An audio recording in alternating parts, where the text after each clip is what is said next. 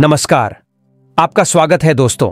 वास्तुशास्त्र में मोर पंख को बहुत महत्व दिया गया है। मोर पंख के घर में होने से बहुत शुभ माना जाता है। चाहे आप इसे कहीं भी रखें, यह स्थान की नकारात्मक ऊर्जा को नष्ट कर देता है। मोर पंख को वास्तुशास्त्र में सुख और समृद्धि का प्रतीक माना जाता है। यह चमत्कारिक होने के साथ साथ घर के वास्तु दोष को भी दूर करने में सहायक होता है। लेकिन वास्तुशास्त्र में मोर पंख को घर में रखने के नियम भी बताए गए हैं। वास्तुशास्त्र में सही दिशा और स्थान में मोर पंख को रखने के बारे में बताया गया है।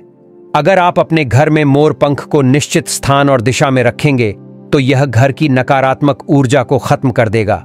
मोर पंख घर में रखने के बहुत सारे फायदे हैं, लेकिन धन संपत्ति के आकर्षण के लिए यह सबसे अधिक प्रयोग किया जाता है। अगर आपके घर में पैसों की कमी है और धन का खर्च अधिक हो रहा है, तो आपको अपने घर में मोर पंख को सही दिशा में स्थापित करने की आवश्यकता है। इससे आपके धन में वृद्धि होगी। दोस्तों, हमारे प्राचीन शास्त्रों में मोर पंख को एक चमत्कारिक यंत्र माना गया है।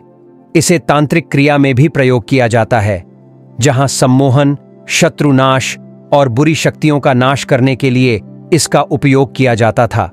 ज्योतिष शास्त्र में भी मोर पंख का महत्व है और इससे जुड़े उपाय भी बताए गए हैं। आयुर्वेद और अन्य ग्रंथों में भी मोर पंख बहुत सारी बीमारियों और रोगों के इलाज में सहायता प्रदान करता है। मोर पंख घर को बुरी शक्तियों से बचाने के साथ ही सर्प और विषैले जानवरों को भी घर में प्रवेश नहीं करने देता है। यही कारण है कि जंगल में रहने वाले लोग अपने घर के पास मोर पंख रखते हैं। मोर से जुड़ी पुरानी कथाएं इसे दर्शाती हैं। पक्षी शास्त्र में एक कथा मिलती है जिसमें मोर का महत्व बताया गया है। प्राचीन काल में एक असुर था जिसका नाम संध्या था। वह अत्यंत शक्तिशाली और बड़ा तपस्वी था। उसने गुरु शुक्राचार्य से विद्या प्राप्त करके देवताओं को अपना शत्रु मानना शुरू कर दिया था। उसने ब्रह्मा और भगवान शिव से वरदान प्राप्त किया और अधिक शक्तिशाली हो गया। उसके बाद उसने स्वर्ग पर हमला किया और कई देवताओं को बंदी बना लिया। लेकिन देवताओं ने उसे पराजित करने के लिए एक योजना बनाई और मोर की सहायता ली। सभी देवता मोर के पंखों के आश्रय में गए। मोर के शक्तिशाली और विशाल रूप धारण करने से देवताओं ने संध्या असुर पर हमला कर दिया। इस युद्ध में संध्या असुर का वध हो गया और देवताओं ने अपना आधिपत्य पुनः प्राप्त किया। सभी देवताओं ने मोर की प्रशंसा की और उसे पूजनीय माना। इसलिए मोर को बहुत ही पवित्र माना जाता है। जहां भी मोर पंख होता है, वहां 9 ग्रहों का अशुभ प्रभाव नहीं पड़ता है।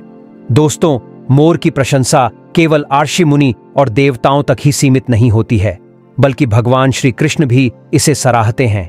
भगवान श्री कृष्ण ने मोर की महिमा का वर्णन किया है और उन्होंने मोर के पंखों को अपने मुकुट में धारण करके मोर को श्रेष्ठ होने का प्रमाण भी दिया है। श्री कृष्ण कहते हैं कि मोर शांति, प्रेम और सुख समृद्धि का प्रतीक है। मोर के पंख मनुष्य की सभी नकारात्मक शक्तियों से रक्षा करते हैं।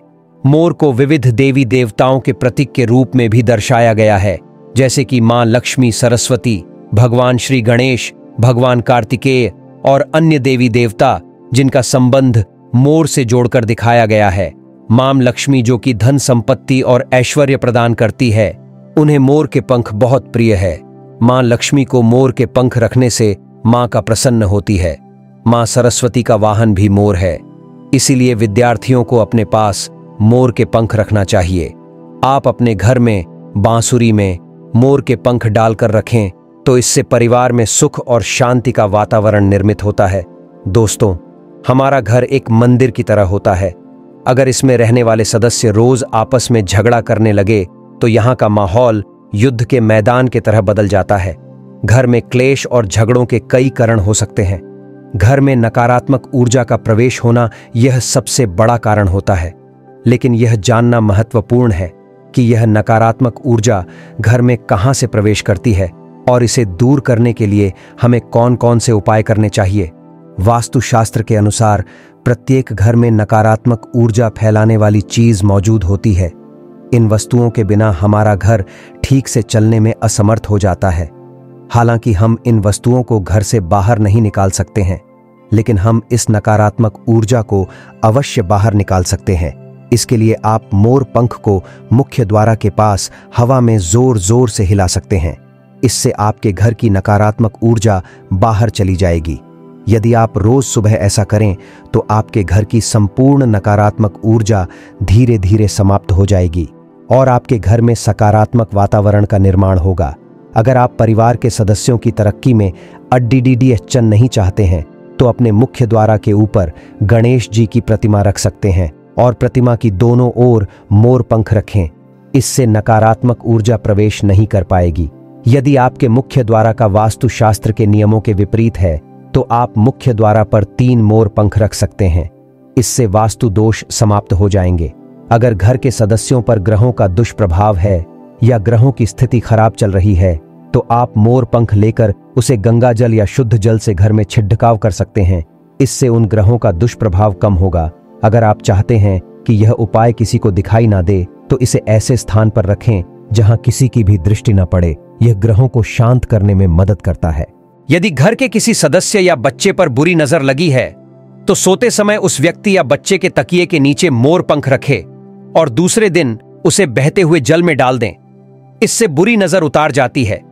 किसी बच्चे का पढ़ाई में मन नहीं लगता है या विद्यार्थियों की याददाश्त कमजोर है तो मोर पंख को मां सरस्वती के सामने रखें और दूसरे दिन उस मोर पंख को अपनी किताब में रखें। इससे विद्यार्थियों में एकाग्रता बढ़ेगी और मां सरस्वती की कृपा बनी रहेगी। अगर कोई शत्रु आपको परेशान कर रहा है और बार बार आपको नुकसान पहुंचाने का प्रयास कर रहा है तो मंगलवार के दिन हनुमान जी के मस्तक पर सिंदूर लगाए या आप राधा कृष्णा के मंदिर जाकर भगवान श्री कृष्ण को मोर पंख चढ़ा सकते हैं या घर में ही श्री कृष्ण की मूर्ति पर मोर पंख लगा सकते हैं और अपनी इच्छा उनके सामने प्रकट कर सकते हैं। अगर पति पत्नी के बीच तनाव है और घर में क्लेश है तो पति पत्नी के बेडरूम में दक्षिण पूर्व की दिशा में मोर पंख रखना चाहिए। इससे दोनों के बीच प्रेम बढ़ेगा और आपसी मनमुटाव कम होगा। दोस्तों, ऐसे ही वीडियो देखने के लिए हमारे वीडियो को लाइक और चैनल को सब्सक्राइब करके बेल आइकॉन को दबा दें ताकि हमारा हर वीडियो का नोटिफिकेशन आपको मिलता रहे। धन्यवाद।